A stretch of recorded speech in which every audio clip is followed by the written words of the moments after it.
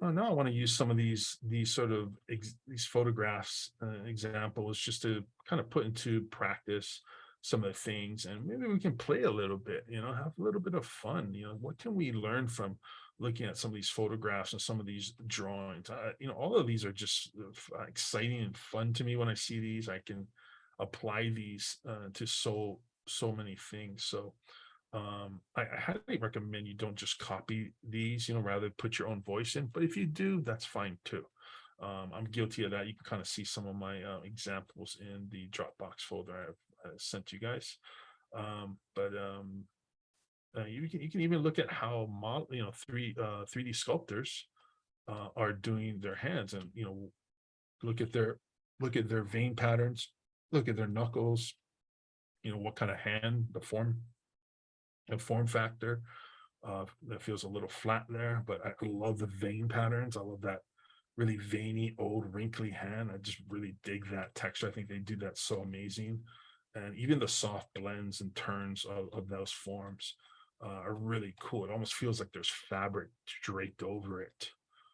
So it's really cool. And of course, photographs always give us sort of that real world reality check, as looking at different hands, feminine hands, working hands, rugged hands, elongated hands, and so forth. So I encourage you to, take a stab at drawing these. I think the poses too, you to me, the hardest poses are the relaxed hands, because they leave a lot less. They have less forgiving parts of it. At least in my opinion, after doing so many, I find if you just draw in posed hands, you have all the beautiful gestures and elongated edges to help sort of cover your track, so to speak.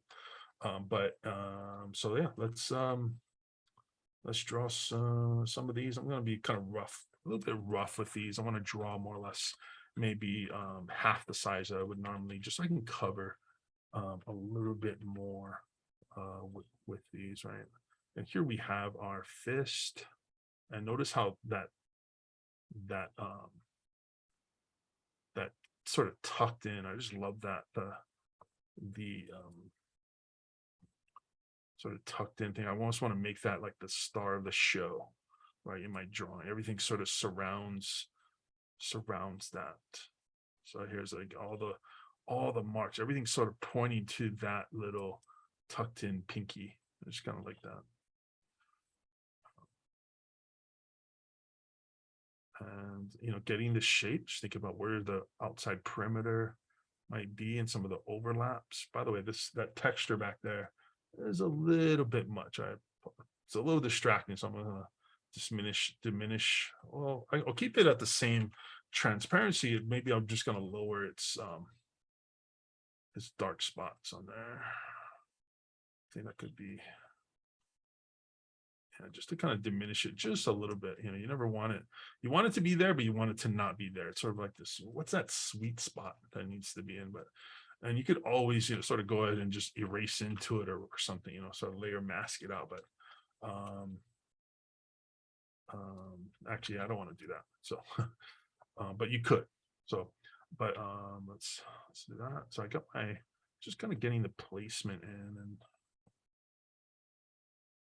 let's keep it a little bit smaller, so I'm less committed. I want to be sort of half in, half out of the pool.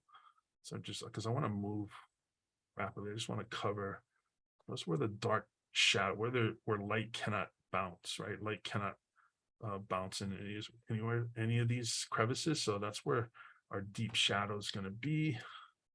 And we have our little boom, and I think that's all you need, right? To kind of sell.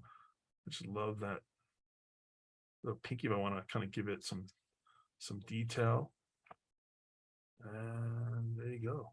All right, just kind of get where's the division between the pads, the pad of your thumb and the pad of this side, right? I should really have names for these. I apologize. I'm just calling them sort of nicknames or whatever, but let's just say this is thumb pad and this is pinky pad, right?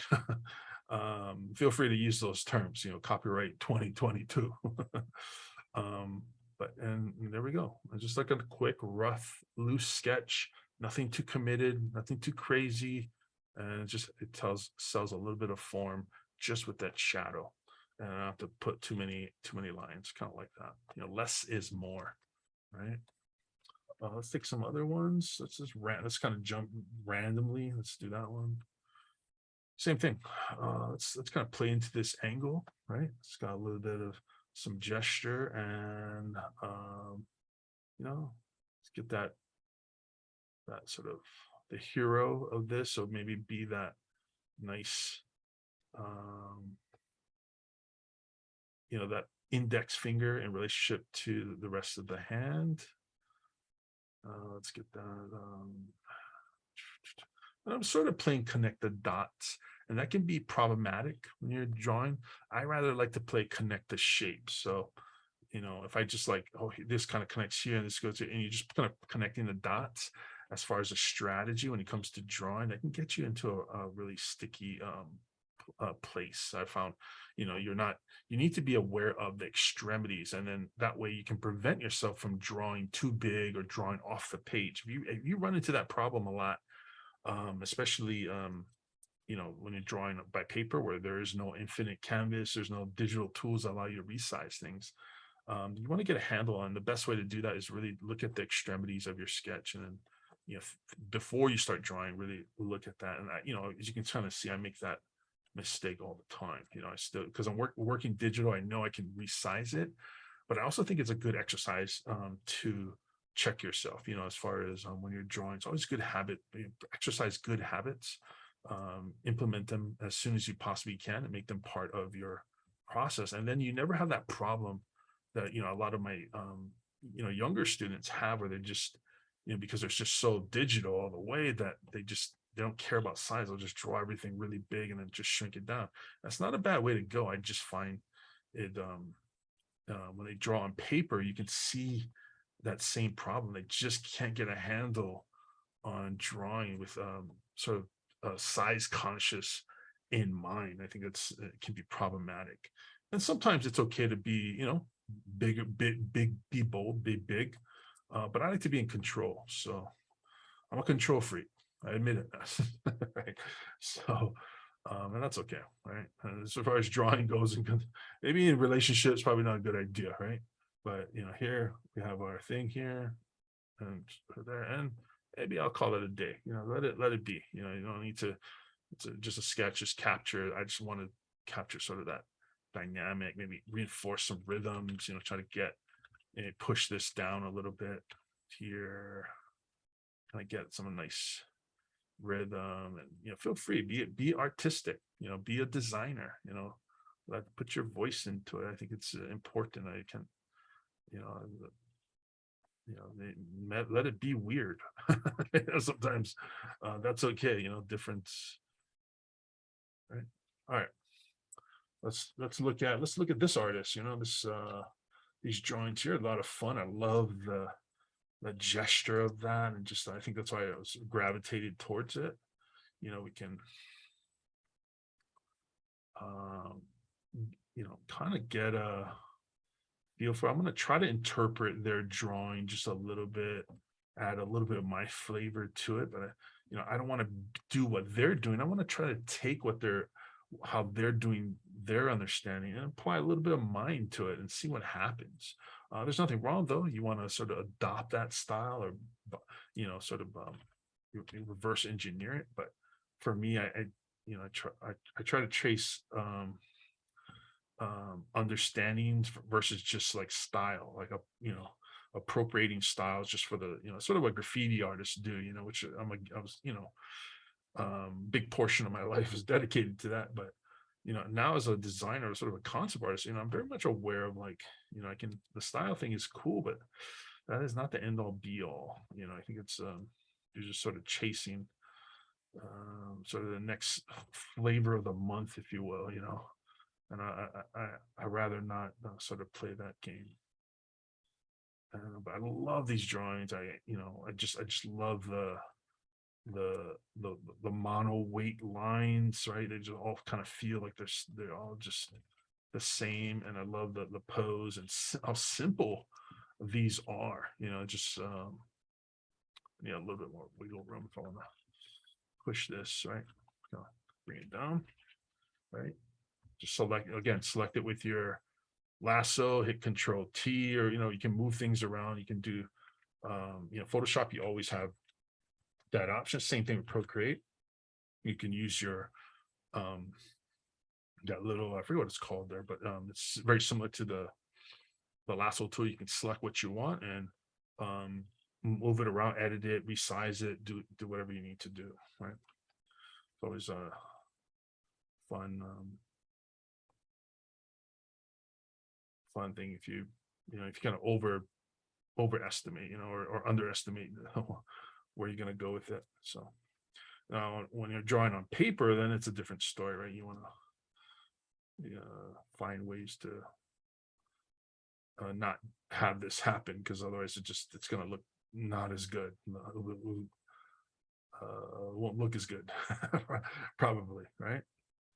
And there we go. Probably, I think I maybe need to angle this a little bit. Gotta put it in a little bit, and this one too. I need to come up higher. That pinky is, I think it's the size and whoops, there you go. The relationship is a little throwing me off, and that's okay. I'm trying to get maybe some kind of rhythm going between the two.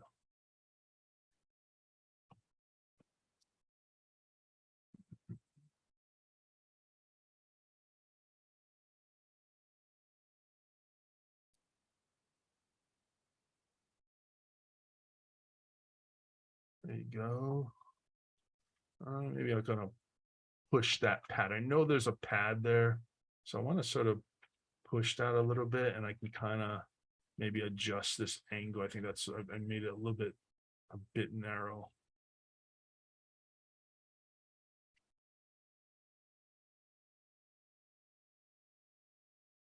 And I think we're in a much sweeter spot than we were, 2 or 3 minutes or 5 minutes ago. So having said that, right when I say that, the thumb just ends up looking terrible, right? All right, I think that's gonna be it. I can always come back to these, right, at any point. Gonna come back to them. I'm gonna shrink them down just so that they're just, I want to keep them just in the mindset that they're just quick passes. I'm not trying to do anything too special with these. I want to keep them kind of small and neat. Just, it's almost like you're kind of noodling in your little sketchbook, sort of idea. Just kind of like that.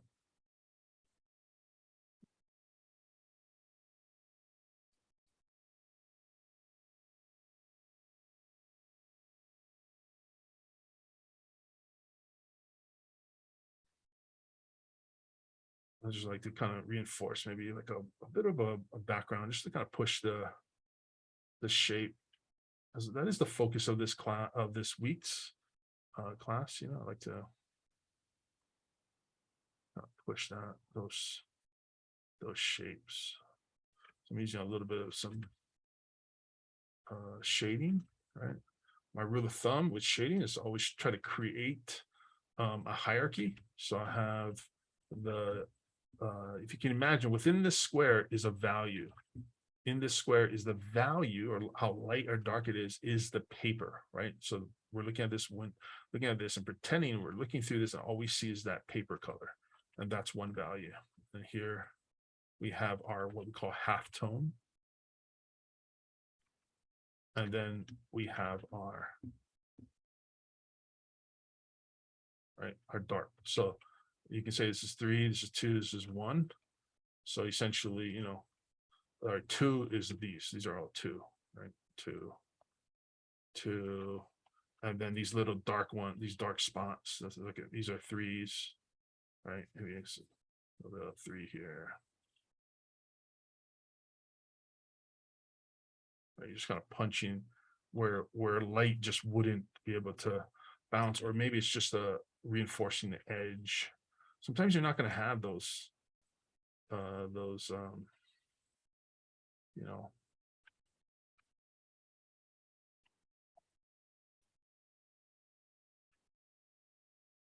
I also like to make sure that whenever I shade, like if I have a shade, like a thing that I'm always going to try to do it in the same direction. If I just, I think that's better than if I just start,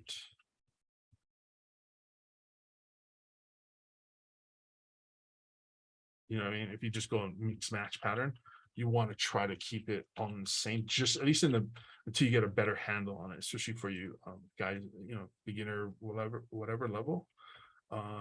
You want to shade in the direction. Now, when you're doing sort of like these vignetted patterns, and maybe you might have to compromise a little bit, but because it's kind of hard to kind of get the long lines there.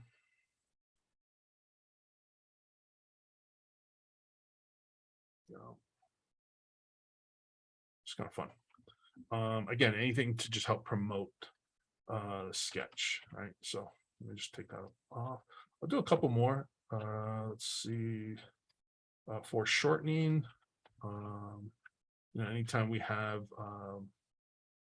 things coming towards us or towards camera, like we are this rectangle that we're drawing within the sheet of the paper is like sort of the camera lens, and we're sort of looking through it. That's our eyesight, so or whatever. So this is our pad of our hand. So coming this way, and now we have to sort of put these pieces together, but now they're coming towards us, right? And I'm just building these out with those shapes and those forms, just sort of, I mean, a little bit exaggerated, just so you can kind of see, right? I can kind of build out those forms.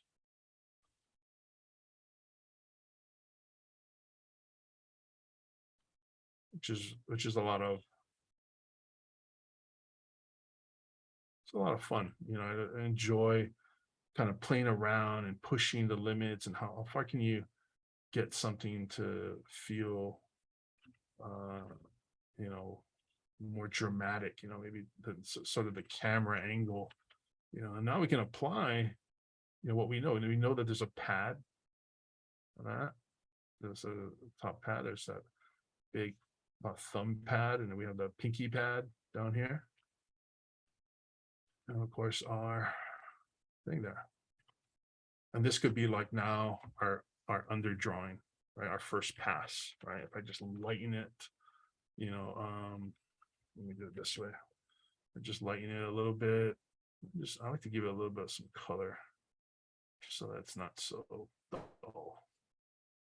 This is just my way of making it look more dynamic. Yeah, I think that could work. Just make it a little bit more saturated.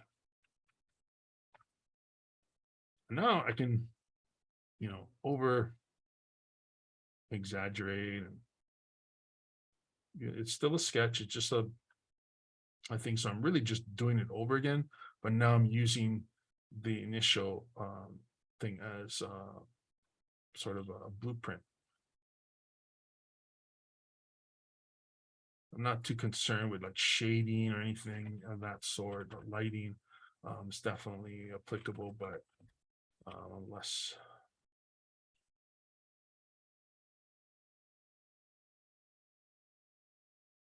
Ooh, it's hot. Sorry, I can feel it.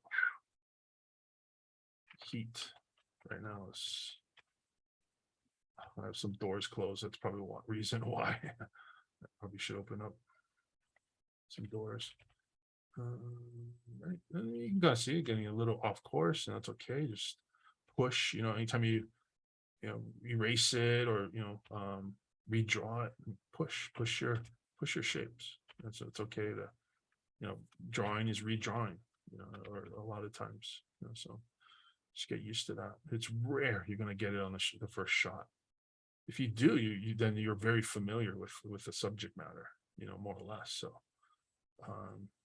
and that's okay too, but if you're really designing something, you're tasked to like, hey, show me what this will look like, give me some options, you want to sit there and really give it a go, a proper go. It's like, wow, this could go this way. What about this option? What about this? It could go here. What about this? Man, that's exciting, kind of play to people's, create a buffet of solutions. So that's a lot of fun. And, there's a little, get really dramatic, kind of put the shadow behind it. It's got this like weird.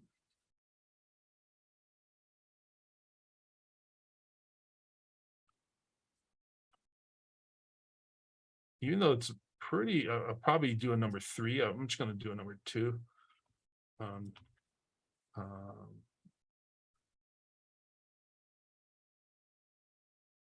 I'm just using the same brush I've always done, keeping things really simple, not using fancy, like changing up brushes. That's applicable for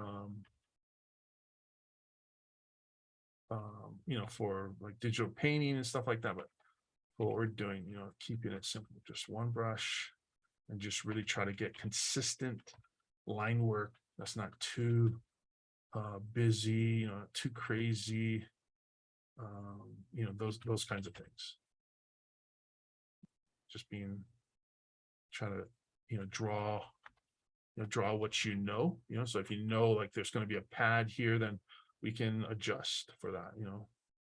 If there's going to be a thumb pad here, right, there's the pinky pad here, we can adjust for that. Right? Even though maybe in the original drawing or whatever, this artist didn't include it, or whatever, right? It could be a photograph, it doesn't matter, right, what the source is. But if it's there and you think it will make it look better, or you can try it out and maybe see, then you're that could be really cool. Just kind of adding, I think to go back, reinforce that. Just love that. Maybe you have same thing with line thicknesses, right? You have your sort of this is our 1, then you have that sort of maybe 2, then maybe you have that like really like trued up thick line or whatever, kind of. What happened? Why did it move? Kind of idea. So in terms of line thickness, you can think of these are sort of like 3s, right? 3, and then of course the interior sketch lines are 1s, right? See how that works, right? Maybe most of these are like 2s, but like as soon as I start to beef them up, I'm switching to, like, I'm giving it a little bit of sort of the 3s, right? And it's really just what I'm doing. It's like what they call the power of thirds.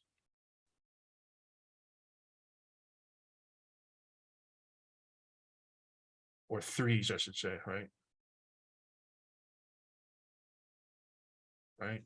So we have 3 line thicknesses. We have 3 values. We have small, medium, large, right? In terms of like our shapes and those kinds of things. So we have our big shapes, big shapes. We have our medium shapes. My landscape painting teacher, probably one of the best landscape painters I know, Mike Hernandez, he would say the word shape so much. Shapes there, shape, just like probably like.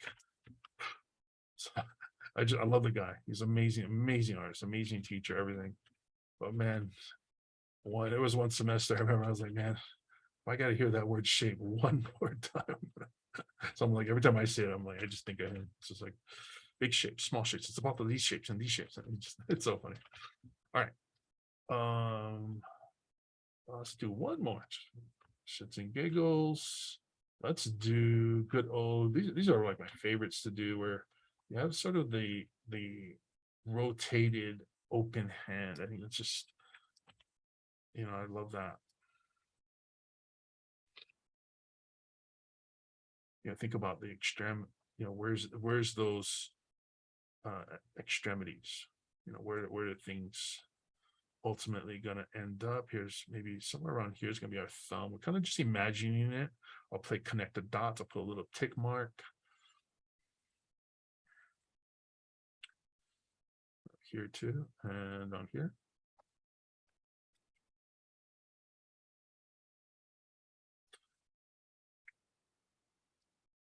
And now here's our extremities. I kind of know more or less. I'm going to be drawing, nothing's going to go too crazy beyond these perimeters. I know the farthest finger, I know this side of this edge is going to hit somewhere on here, and here's my thumb. Is it absolutely dead on correct? No. I have still the wiggle room. Even if I was drawing in pen on paper, I'd still do this. I still create little tick marks. Probably wouldn't create these, but these are just to show you. But these little tick marks, I can use them to my advantage. So now, after that, now I can just plug in everything I now know with the hand and just use the reference really as reference. And you can, this is a sort of a, to me at least, a better way of just, and rather than just like, okay, look at that part of the photograph, copy that part of the photograph. Look at that part of the photograph and copy that part of the photograph. More just looking at like, oh, yeah, it kind of does that. I know it's going to do that. And I can choose to draw, in a variety of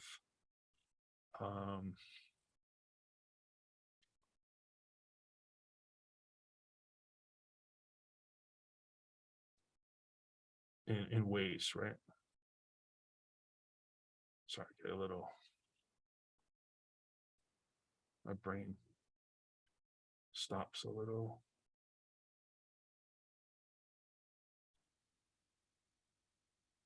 All right, here's our pinky pad, our thumb. My thumb's a little, I like to maybe beef this up. Maybe beef up, that index is going to have to be, a little bit more beefier, just kind of give us that, but, not bad, quick kind of rough laying. I could take this, maybe, lighten it a little bit. Whoops. Make sure you select it, otherwise it's going to do it for the whole thing. I'm using levels, lower that just a little bit. So it's better to do it this way. All right. And now I can, now my second pass. And same thing, I'm just going to accentuate using that. And again, this is the redraw. Every time I redraw something, I try to add more to it. It's like sort of just adding the extra, extra amount of pinch of salt. I'm just sort of thinking of it that way and create dynamic overlaps with my subject matter. How do I make this thumb feel like it's really in front of the rest of the hand, but it looked cool, whatever that means to you. So I'm always looking at opportunities to, maybe push those angles or those curves, maybe it's like, boom, try to, I was talking about like finding ways to find those rhythms within your design. Sometimes you just gotta push it, and that really comes from just redrawing it, to be honest. I honestly believe that. Or you can add it, put it into the process, where it's like, well, what, before you start drawing is you really start thinking about it, spend time looking at it and like, okay, well, what about this? Or let's try, just in your head. A lot of artists, I know a lot of artists that work that way, where they do a lot of the thinking, before they even touch the paper. But I find, a lot of people like to try to do that, but they're maybe not as, it doesn't quite work, So, I think that leave it to the far and few, the few, the proud, that can do that. And there you go. I think that's quick, kind of push some of this. I'm not considering the lighting in this per se, but I'm using it to see maybe if there's a shape that maybe that I'm not factoring in, a form or something that's happening there. I'll look at that. The lighting of that from that photo, and seeing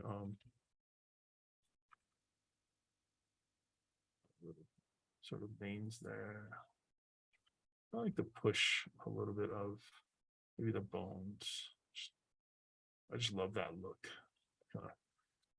I'm always looking at people's wrist, like, oh, wow, you got such a nice definition in your wrist. They think I'm weird. I'm like, oh man, when you learn anatomy, it automatically makes you creepy when you start talking to civilians. They just get creeped out. But just like, oh, I think it's really cool that you have, they're X, Y, and Z. Like what?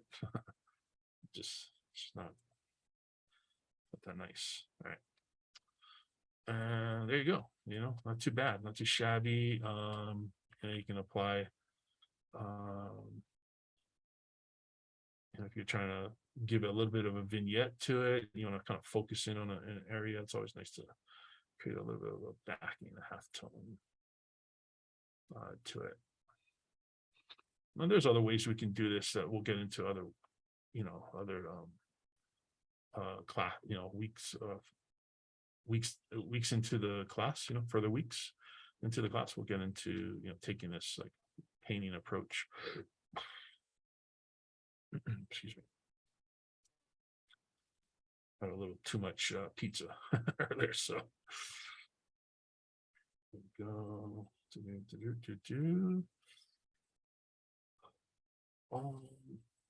I think that's gonna be it for this. Ideally I would fill the page, and put a little bit of labeling into it. Just to have it. Hand studies. Put your name. Summer 22. I'll put your name. Somewhere, maybe your cool little. Whatever, right?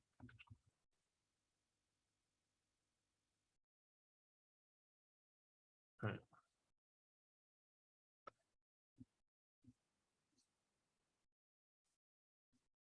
Little initials or whatever, and you don't want it too big. I think some students I was like, yeah, make sure you label your pages, and they take it too far. They're like, it's like big and bold, it's huge. I'm like, dude, just should be in the corner. It's like a little like, little thing or whatever, or whichever. Maybe it's over here.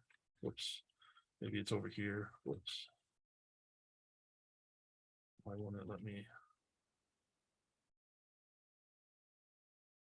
Maybe it's over here or up here or whatever. It's you can, but label your pages and fill your pages. If I kept going, I would kind of fill out these areas. And try to have a variety to your page. It will look better. Rather than just having one or two sketches.